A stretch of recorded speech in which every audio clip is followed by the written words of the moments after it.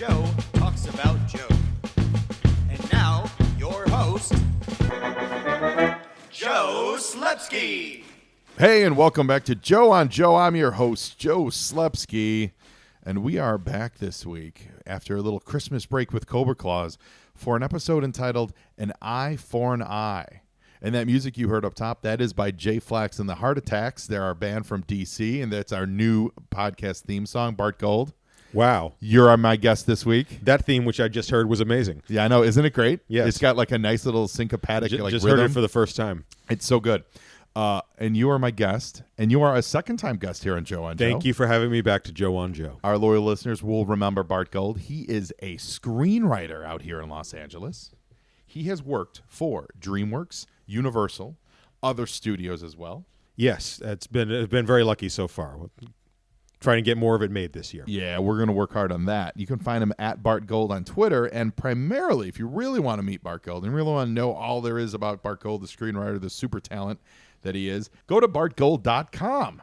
BartGold.com is, without a doubt, the most relevant Bart Gold website out there. It's probably the number one Bart Gold website. Except no pale imitators. Yeah, the number one Bart Gold website you're ever going to find. Bart's a really hard worker out here, and he's a super talent because the last time, if you recall, he brought in his own homemade Filecard fanzines.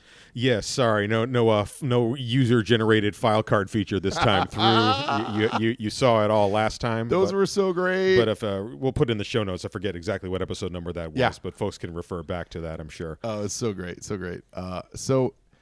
I'm happy to have you back this week. Today's a little bittersweet of a day because we're actually recording this on the day that I think someone who's an icon for both of us passed away. Yes, indeed.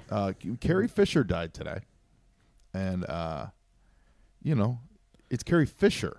Yeah. Who is, you start with Princess Leia, but the reality is she's so much more.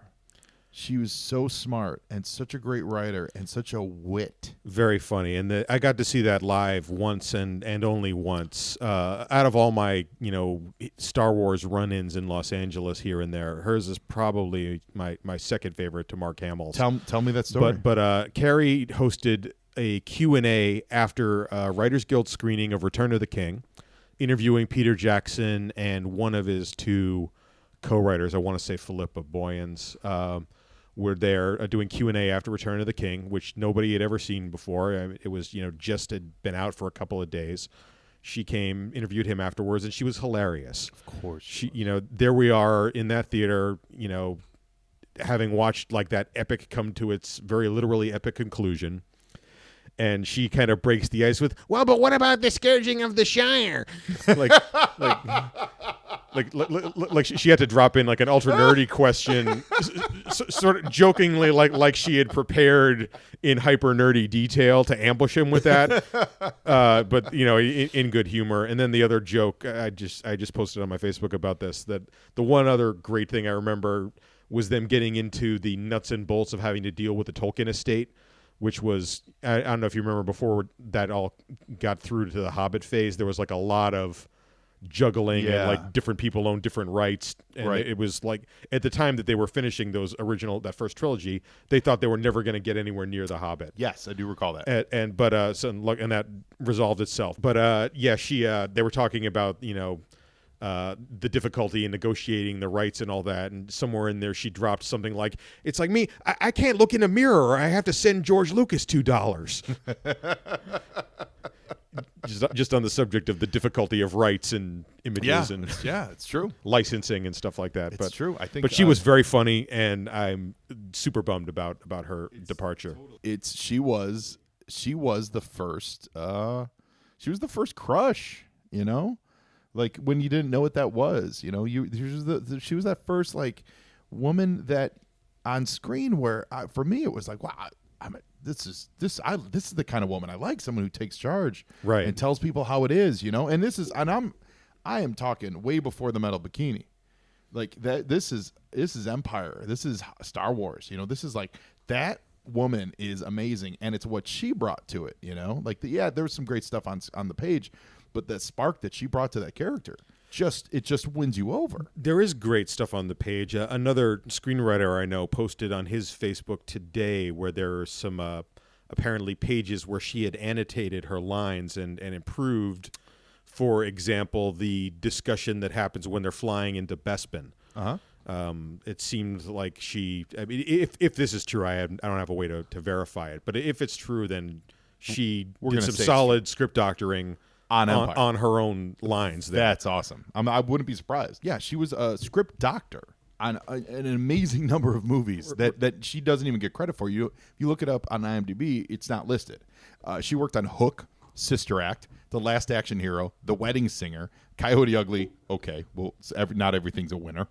Scream 3. The Star Wars prequels she gave a pass on, apparently. And she worked on Lethal Weapon 3. Mind-blowing on top of the great work that she did on Postcards from the Edge, which is still hilarious. Right? Someone else said it. I can't take credit for this, but when Meryl Streep plays you've won. Yeah. Like, you've done well in life when Meryl Streep plays you. And most importantly, I think, she's always been a vocal supporter of mental health. Right. Very open about her struggles with addiction and bipolarism, I believe. And just putting it out there to say, this is a real thing. Don't be ashamed of it. Get help. Right. Very, very brave to publicly step out from behind the white robe. Right. And discuss those things to the benefit of people that might otherwise suffer those types of things in silence. Yeah, she's there was a her show, her live one-woman show is called Wishful Drinking from a couple of years ago, and we watched it not too long ago, actually, on either like Amazon or Netflix or something like that, and it's great. I mean, she just gets into everything. She just tells all the stuff about her mom and her dad and just Hollywood and growing up and Hollywood royalty, as they call it, and so open and so honest and so insightful about it. It's just a shame. It's just a shame because I feel like she was really coming into her own. Not that she hadn't. That's saying like she hadn't, but there was a Carrie Fisher renaissance, is what I'm saying. Right. Between the love that her dog was getting on Twitter. Oh, I don't know about that dog thing. That dog's great. My good friend Joe has just made reference to the fact that apparently a Twitter account called Carrie Fisher's Dog was among the Twitter accounts to post condolences today.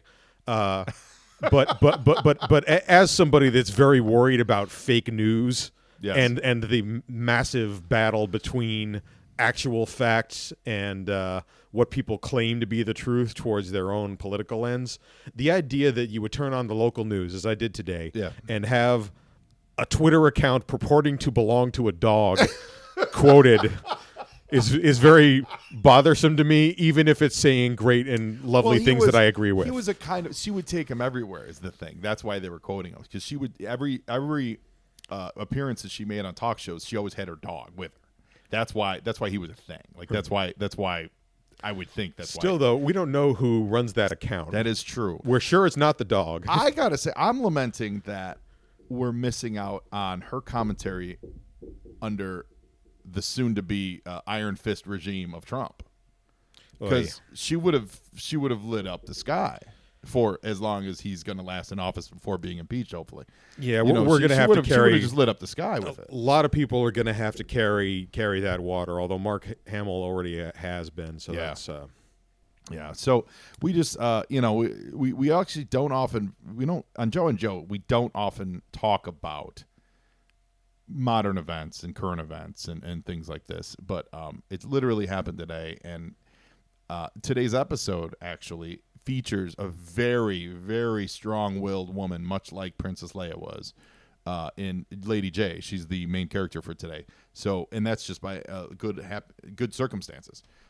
So I figured we'd be remiss if we didn't take a couple minutes and just to acknowledge that one of our icons has passed. Godspeed, Carrie. May the force be with us all. Now, Bart Gold. Yes. So, Bart, this is your second time on Joe on Joe. It is. After the last one, your Twitter followers blew up, I imagine. Your autograph requests went through the roof. I picked up at least 3 robots, I'm sure. That's exciting. I get the best robots all day, and I'm like, I'm sure you beautiful young lady from Ukraine are very interested in G.I. Joe this week. It's glad that robots and mysterious Eastern Bloc women want to know what I occasionally say on Twitter. Well, I think you gave us great insight last time, and I'm excited for today's episode. It's called An Eye for an Eye. And if our listeners are at all familiar with the Death Wish movies starring Mr. Charles Bronson. Yes, Charles Bronson as Paul Kiersey. Maybe we should recap for those born after 1979. So if you're familiar with it, then you'll be familiar with this episode. But for those born before like 1990, Death Wish was a 1970s movie where the original is actually pretty straight serious. And it was a reaction to a lot of the rampant crime that was going on in New York City. And it took itself very seriously, and a guy's family got attacked. We won't go into gory details on that, spoiler alert. But his family was attacked, and he decided to take it into his own hands. And he started brandishing guns, and he would hunt down the gang members that hurt his family. Yes. And So like Mad Max, except instead of an apocalyptic wasteland, they're in Times the Square. gritty world of New York, 1970, whatever. Very real. And at the time, it got a lot of actual, like, real press where people were taking it seriously. Like, this is what we have to do to take back our streets. Yes, in fact, I remember it being referenced very much when the infamous subway vigilante of the mid-'80s shot some mugger or perceived mugger on the subway. Yeah, the subway shooter was Bernie Goetz. Right, Bernard Goetz. And very much like ripped from the Death Wish headlines it was. Now, if you're familiar with the series, they did a ton more. They did like 4 more Death Wish movies, and they got more ridiculous. Yeah, they got completely ridiculous. And in fact, I remember even I was a little too young for those. The first one I really remember seeing was I think the third one, where the bad guy was a punk rocker with a reverse mohawk. He had a thick head of hair and a stripe of bald shaved down the middle. He sounds like a dreadnought. Yeah, it was really ridiculous. And then at some point, he like picked up literally like a rocket launcher. And I think the climax of that movie was him sending that no good punk out the wall of the tenement building. But it was all very, very Dirty Harry. Yeah, very much like, why those people? I must get revenge. Yeah, the cops can't help me, and so that's what we're dealing with today. The cops don't care. Nobody cares. Exactly. I'm gonna get those punks. I'm gonna get Cobra because G.I. Joe can't help us. But yeah, that's actually an interesting story. And you mentioned to me briefly that it sounds like that the protagonist is not your usual protagonist. It sounds like it's a civilian that gets drawn into totally collateral damage situations. Yeah, so we're going to see how that plays out. So there's your little primer for did you say primer or primer? I think I've always said primer, but I think primer I always is say the right primer. way to say it. I always say primer. If you're Jodie Foster in the movie Contact, you say primer. Who do you believe? I always believe Jodie Foster. So with that in mind, we're going to go into this episode of G.I. Joe, An Eye for an Eye. Yo, Joe, indeed. I was recently in Chicago at on Belmont Avenue in Chicago, and at a Belmont. Yeah, a collectibles shop. Okay. And I'm gonna blank on the name of it, but they had amazing boxed G.I. Joes. Like, oh, cool. Yeah, like here I'm gonna check this out because I tweeted it out. Oh, Kapow Collectibles in Chicago, Illinois. So you know what? Here's a free plug, Kapow. They had boxed Night Raven, 2 boxed Night Ravens. They had 2 boxed Sky Strikers. They had a boxed Terrordrome. Oh wow. They had that big thing. Yeah, they had boxed. They had a boxed battle platform, the mobile battle platform that the Joes had, that they could put in land, sea, or air. So we got An Eye for an Eye. It's written by Steve Mitchell and Barbara Petty, and the Joes are cruising through a snow-capped mountain landscape, and Lady J's looking at a map because she's smart, and Flint probably would ignore a map. And they appear to be carrying a jet wrapped in banana leaf. Either that or like a 20-foot Cuban cigar with wings. Yeah, we do have a lot of supporting guys. We got Airtight, we got Alpine Bazooka, Snow Job, and Rakondo, because Rakondo is who you want in the snow. That's the guy with the safari trooper. hat. Yeah, the jungle trooper is who you want on the snow mission. Is that plane wrapped in banana leaves? It might be. It might be. Across the way, we got canvas. some Cobra snow serpents, and they're about to attack the Joes. So, at this collectible shop, they also had a bunch of smaller, like smaller vehicles boxed up. You know, like there's a whole bunch. I can't really remember right now. But you know what they had in the box? They had the bridge layer that we love to make fun of on this show. They had an in-box bridge layer. It was amazing. You could check my Twitter feed for the picture. The world needs bridges. They do, right? Everyone needs a bridge. Just ask those poor schmoes at the end of Saving Private Ryan. You need a bridge, you need a bridge. You need a bridge. If they had the bridge layer, all of the guys at Saving Private Ryan, besides Giovanni Ribisi and Vin Diesel, would have survived. I think you're right. They could have just hit out, You just blew blown up the open. bridge if they needed to blow up the bridge, Yeah. and laid their new bridge when they were ready to cross. You just blew this wide open. I haven't telling seen you. that in a while. I don't know about making fun of the bridge layer. Well, you know what I think? I think we have a new game. I think we need to take G.I. Joe and insert them into our favorite war movies and see how using G.I. Joe technology, how would that change the war movie? You know what I'm saying? Well, I do want to see the G.I. Joe episode about Upham, the cowardly soldier in Saving Private Ryan who was improbably pulled from the typing pool to translate, because that guy's Joe episode is probably going to be hilarious, because he's not a guy that you could say, go Upham! And he's like, yeah, I'm not sure I want to. Well, the Joes, so Lifeline was he was a pacifist. Hey, Mom, And I is that thunder? think there was Is an it gonna episode where storm? they deal with that, where Lifeline doesn't That's want to not what carry the a gun. weatherman Oh, the said. family's Anyway, So the yeah, first kid so to here wash on the up gets a episode, the cookie. fight between Oh, Cobra and boy. Joe's is actually really good. Like there's a lot of great action. The Cobra showed up in Rattlers, and you have a really good G.I. Joe Cobra fight. But now we just cut away to a nice family in the cabin in the woods where you know this is not going to end well. Yeah, straight out of the Cabbage Patch Kid modeling pool. I mean, these kids were adorable. Yeah. And the mom is making cookies. Mom is making cookies, And that's already you just that's already know kind of sad. it's not going to end well. But I think the animation on this fight is pretty good. Like it's entertaining us, regardless of what happens to that family. I'm entertained. That's all that matters, right? There's some quality lasers. Yeah. We got Fang helicopters. They're getting knocked down in the snow. I always wondered when Fangs would eject parachutes. How did they didn't just go up into the Fang? Right, copter because and you're just gonna go get into the their head rotor. right, exactly. Ouch. Yeah, that always bothered me. So Flint and Lady J, and Lady J is going to bust out one of her bow staffs, and she is going to take down a Fang. Now this Fang, he lands safely. But now her Fang is not. It's going to cause a pretty big explosion, and that catches the eye of this young little whippersnapper who's very excited about what he's seeing. And it's one of those things you just know is not going to end well. So Bart, you're a screenwriter, and I mean this for real. How do you balance knowing, like, you're writing cannon fodder per se? You know, and I don't, you haven't Right. written a lot of like war movies, but Well, you're writing a character that's either going to be the butt of a joke. You do a lot of comedy. It's either they're doing it to be the joke, or in this case, cannon fodder. Right. How do you do that without telegraphing it, or do you just steer right into it? Well, it's interesting that the father of this family, who I'm inferring must be the lead character per our primer. And real quick, we have a Rattler that just got shot, and it is crashing, and it hits right into this chalet that they live in. I am slightly surprised that the father has not been seen yet, even if just in a photograph on the mantle, because ostensibly this is his story, and we are establishing in this scene that those characters are important to him. Yeah, it's a good point. So that's how I'd handle it as far as the dramatic stakes of it. Now, Where's my sister? the boy's out, Take and care of he's coherent.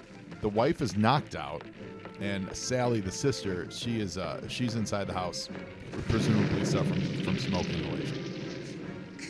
Well, She's coughing. I'm sorry. I am happy that, at least per cartoon best practices, I'm assuming that they're going to just be injured. And Right. Well, that's the thing. Like I thought I thought they were going to get killed outright. Well, that's what takes a little bit of the bite out of this.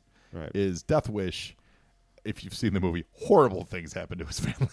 Oh, right. Like, not just and murder. then in the sequel, they give him a new family, and horrible things happen to horrible them. things happen in every, So the family's completely okay here. But this guy's not going to have any of it. Mr. Fairmont, I'm the doctor in charge. Talk to me. How are they? Your wife sustained a mild concussion. Your son mostly scratches and bruises.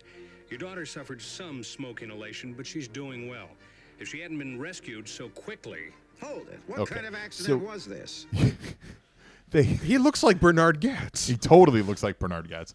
But like we just heard the description of their injuries, and like there have been worse injuries playing football. Well, also Mild concussion. some smoke inhalation. Uh-huh. It's like that happens when you go to your uncle who likes cigars' house. Exactly.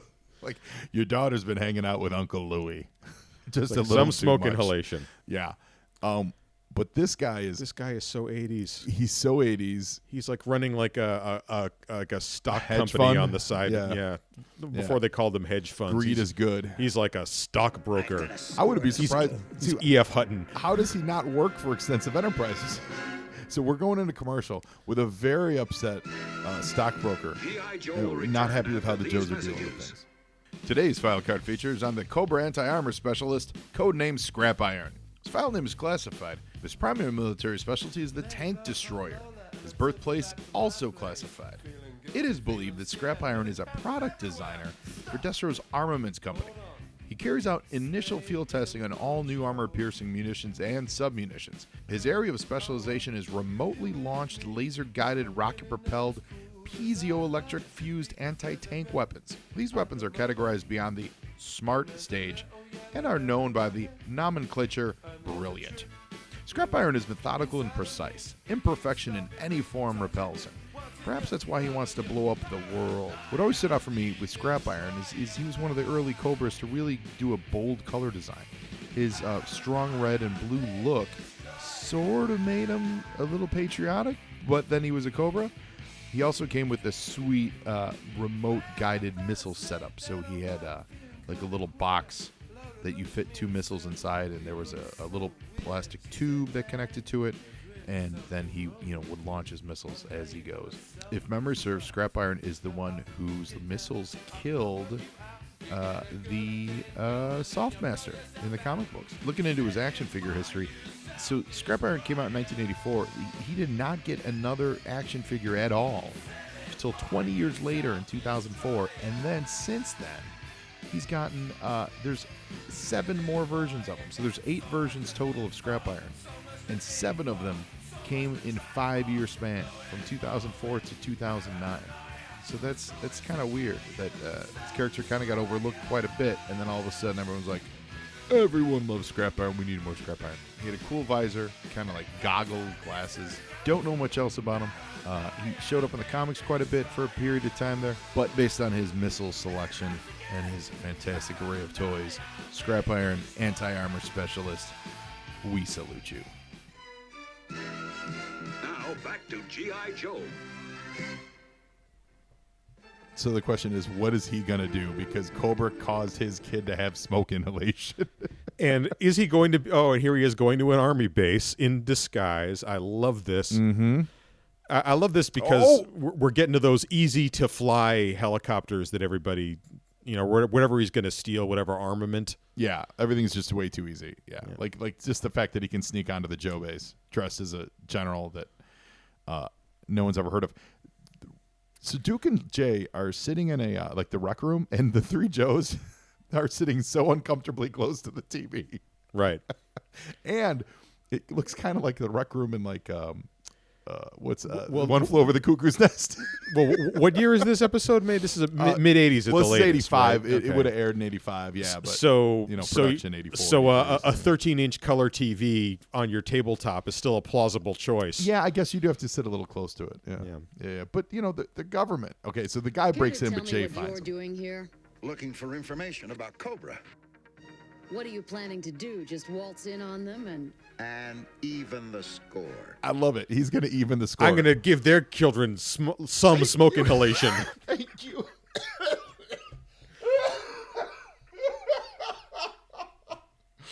I'm going to break into a terror drone I'm going to lightly tap Cobra Commander to give him a slight concussion.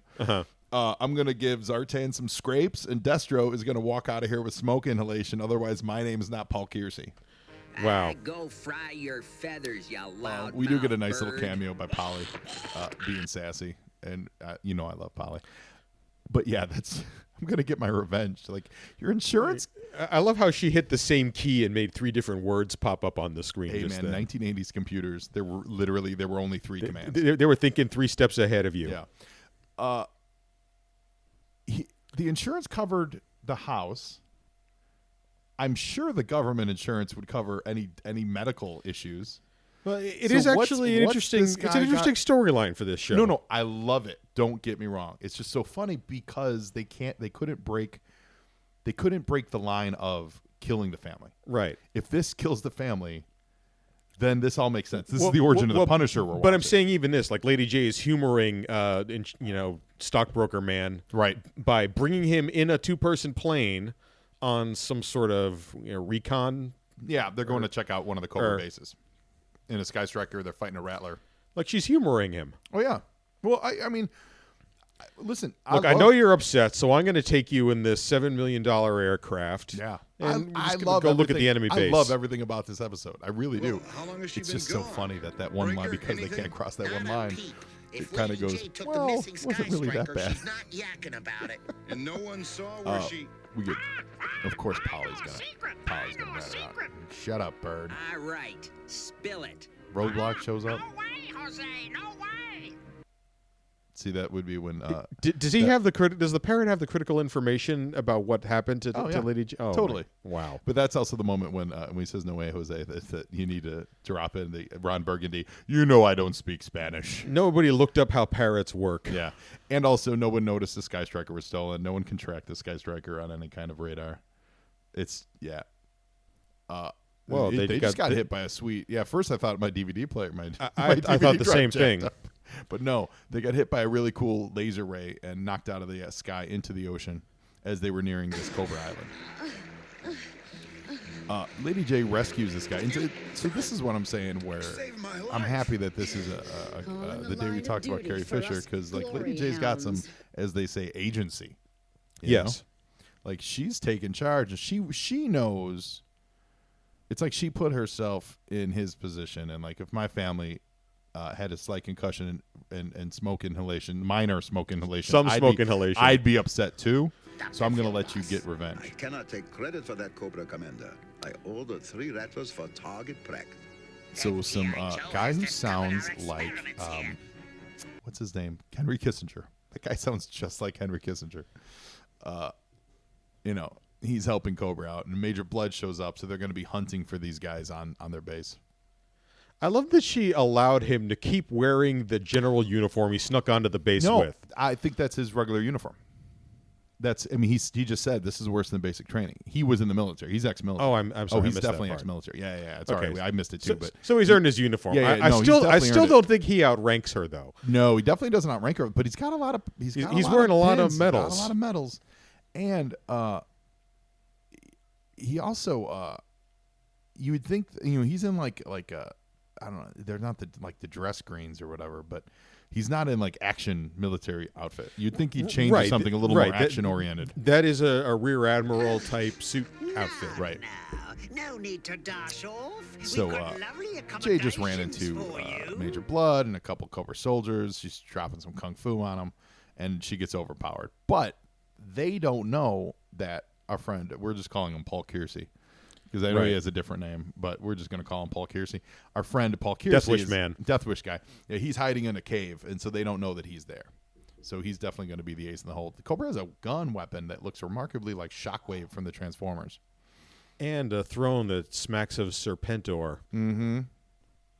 Well, Cobra, we talk about this on the show. Cobra has some serious, amazing branding. They brand everything really well, from Cobra chairs to Cobra temples. It improves Cobra intra-office morale. It really does. Yeah, it really does. Any power source hit by its ebony ray. Major, take her away. You may use now we find most episodes of Joe, you need like Cobra to have some kind of MacGuffin. So in this case, they've got this energy zapper thing, because you know this as a writer, they're living in their own world. They're hatching their own scheme. So even though we're following the Death Wish plot, right, you can't have Cobra sitting around going, man, I wonder if someone's going to come over here and get revenge on us for smoke inhalation and a mild concussion. It's an adage I frequently give when I'm giving people notes on somebody else's screenplay. Mm-hmm. Life is what happens when you're busy doing something else. Yeah. And it pays to give every character that something else that is going on that's important to them. That's to make awesome. it feel real. We're going to take that into commercial break and come on right back. She's been kidnapped by Cobra. We have no alternative. Call in G.I. Joe. Fight for freedom wherever there's trouble. G.I. Joe is there. He never gives up. He'll stay till the fight's won. G.I. Joe. Who's leader of the Joe team? Buck. Is America's best. He's in control. He's the man. Good luck, Joe. He lives his days in the legend of G.I. Joe. The Legend of G.I. Joe. New from Marvel Comics. Now back to G.I. Joe. Yeah, it's the adage of every character is the hero of their own story. Right. So you got to think about what they're doing. They're Meanwhile, not just sitting on there. Shia Island, They're not just sitting there like Westworld robots waiting to be reactivated. You know what I mean? Oy. Oy. No good on Westworld? I don't want to watch characters getting abused for that long before they do something about it. It was pretty abusive.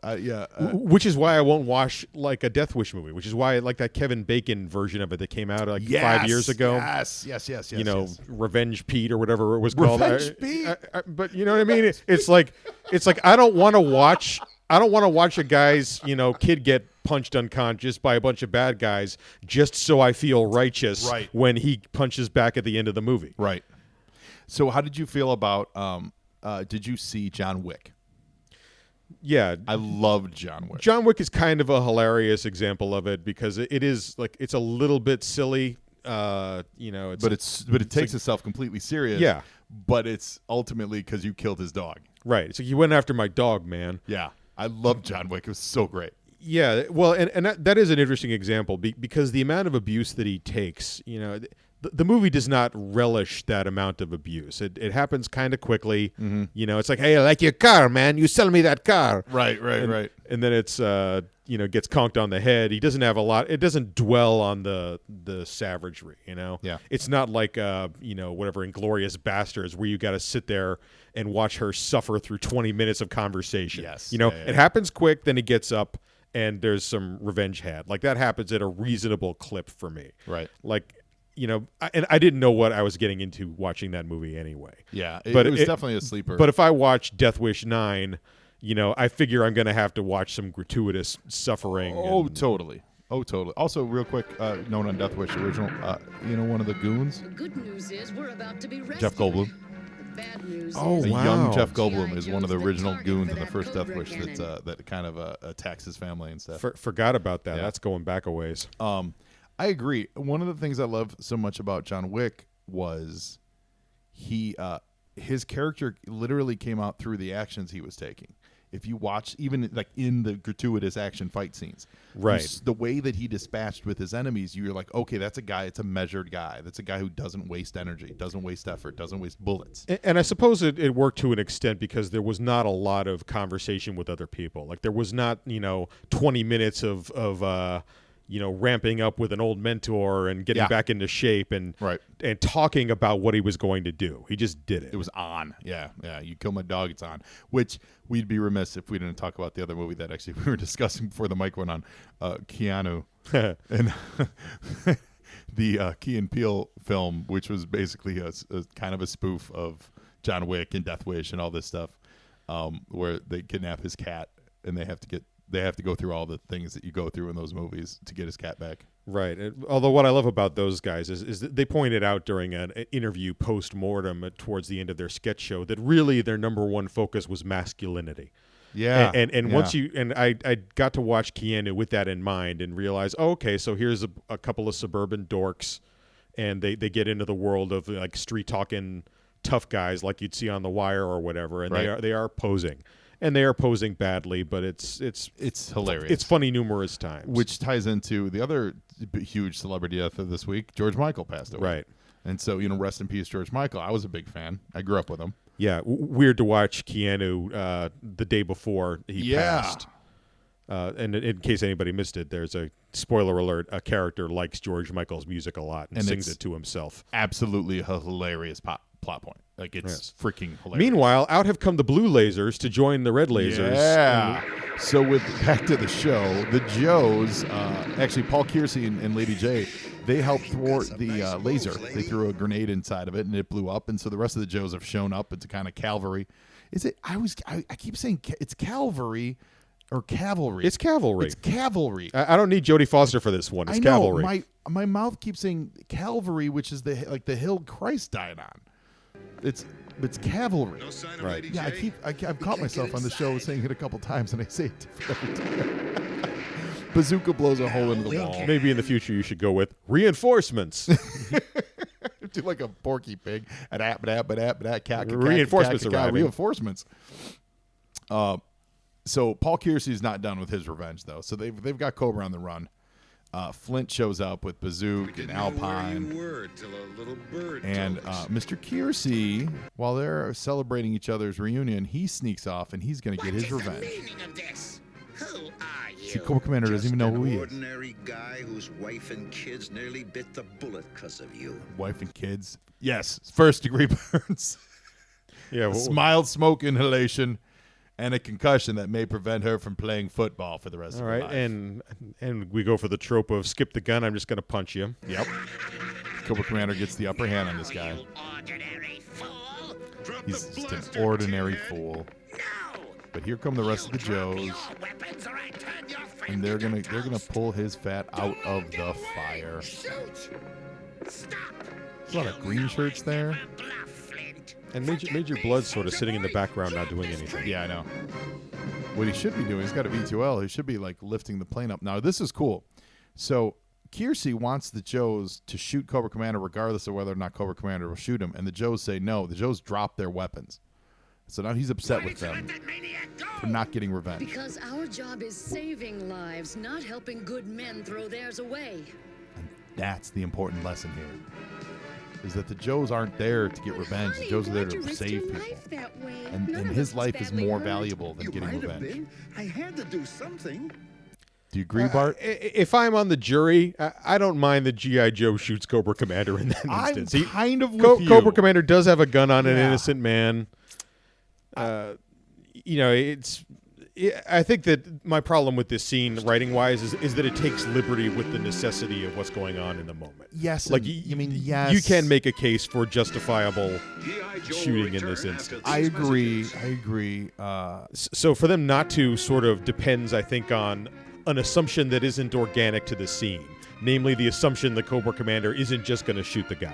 Right. I feel like the cartoon knows that that's not going to happen. Right. Therefore, letting him back away and get into a plane and leave, right, is sort of them breaking even and like, not forcing violence to occur. If this were a movie, he either would also shoot the guy in the head immediately after they drop their weapons and then get on the plane, or they would get on the plane and turn around and just fire missiles at everybody on the plane. Right. You know what I'm saying? Or he'd try to pull the gun off his ankle, and then like the good guy would be ready to let him go. He'd pull a gun off his ankle and then necessitate being shot. Like the end of Die Hard. When right. What's his face is actually still alive and he shrugs off the blanket and still gets shot by officer. Nice guy. So what do you think? I mean, I enjoy this episode a lot, and then with the exception of those weird things, but it's a kid's cartoon, so you can't really go there. Right, exactly. I think they're brave for even trying to go there. They are, and it is an interesting episode. And even though it has an action quotient and a certain number of helicopters that get blown up, and people got to run away from their helicopter before it explodes on the ground, and it's got its red lasers and blue lasers going back and forth. Even though it's got all that, it actually did try for a meaningful story, and a morality tale. Yeah. And I think it succeeded. So good for them. Yeah, like revenge is not worth sacrificing everything else. So he would have died. His wife and kids would have been out. They would have lost their father for revenge, and that's what the Joes aren't going to let happen. You could argue that was somewhere in the ballpark of what could have happened. Yeah, totally. And once they got over their mild smoke inhalation, they would have been really sad. Yeah, that mild smoke inhalation. Some smoke inhalation and abrasions were, we shouldn't make fun of the pain of innocent bystanders. I frequently wonder what happens to the people who have helicopters fall on their house in Batman versus Superman or whatever. That is a real thing. Whole nother thing. I do love, though. Let's not go any further without saying their ski chalet house is amazing. That giant triangle style house that was just all the rage. Well, that's actually kind of the joke, is that it's for me, when I think of those houses, I think of, they have those all over New England where I'm from. You go up, you drive to New Hampshire, they're all like kind of like villages that have been made with those kind of houses. Very simple. And that's for snow, A-frame right? construction. And it's designed so that the snow doesn't accumulate on the roof, basically. Right. And it's like all roof. Yeah. And to me, that's easy to build a house and hard to feel invested in. Like, I don't think for a second that was their house that they live in all the time. Interesting. I feel like it's like a cabin that they either go to infrequently, if not rent. So he's upset because he did not take renter's insurance. Right. So that's the problem. Right. Didn't sign the $9 waiver. I didn't sign for renter's insurance. For catastrophic. I'm on the hook for this A-frame. I'm getting my revenge. So yeah, no, I didn't. The worrying about their house didn't really factor into my thinking. It's like, okay, so they lost their 3 coffee mugs and a set of skis that they brought up there. I love it so much. But mild smoke inhalation and a mild concussion are less of a joke, except in the context of like when you were talking about it compared to John Wick earlier. I love it so much. Well, Bart Gold, thank you so much for listening. Thank you. It is wonderful to be back. Yeah, for being on the show. I do listen, but I'll take the thanks for listening and the thanks for being here. Yeah, man, it's really important. And remember, we can find you at bartgold.com, at bartgold on Twitter. If you're so inclined to find me on Twitter at Joe on Joe Pod and Facebook Joe on Joe Pod, go on iTunes and leave me a review, or wherever you're listening, leave me a review. And for our eagle-eyed listeners, if you're out there, I have not forgotten about a couple episodes called Worlds Without End. I have not forgotten about that. We skipped it a couple weeks ago, and I haven't really addressed it. It is coming. We've got a special episode in line for that, and I'm just trying to work out scheduling for it. So we have not forgotten, but continue to listen, and we'll see you next week on Joe, because now you Joe, and Joeing is half the battle.